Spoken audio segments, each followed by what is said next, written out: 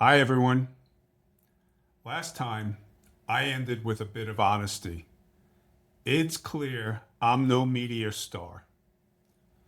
But seriously, stepping into today's social media environment, especially from the middle, is uncomfortable. It's easy to get attacked online, but standing in the middle? That's almost too easy. I don't want to pretend otherwise. And if that makes you hesitate to join us, I understand. But stay with me, because this conversation isn't really for the loudest voices online. It's for everyday people. Those busy raising families, they're building careers, and importantly, trying to create a little stability in an increasingly chaotic world. Here's the point. Focusing on your family and helping rebuild a healthier culture are not competing priorities. They are both necessary. They're actually connected. Defending the middle also doesn't gloss over reality. It starts with it. The challenges we face today are complex, they're interconnected, and they are hard to solve.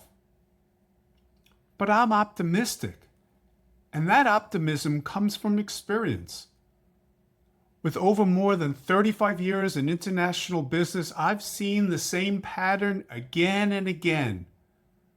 When people with different backgrounds, perspectives, and skills are willing to debate, challenge each other, and work towards a solution, better outcomes usually follow, and even the most complex challenges can be overcome.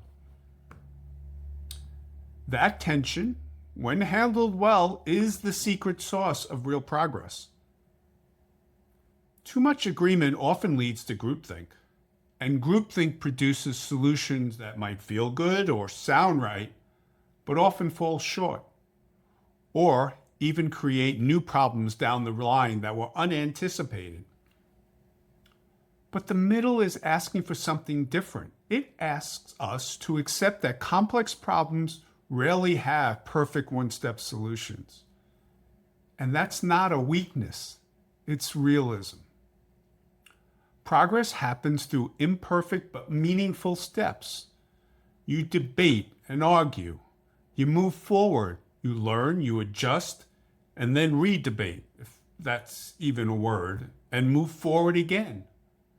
And it's that last step of moving forward again that is something so critical to the process, but something that we often miss. And isn't this what the most important, innovative, and successful companies do? But that kind of productive disagreement only works if the culture rewards it. And that's the culture Defending the Middle is arguing for, and why we need you, everyday neighbors, to embrace this, because you set the culture. So, as we continue to set the scene, we will talk about how the middle and the culture it sets can help us address many of our challenges.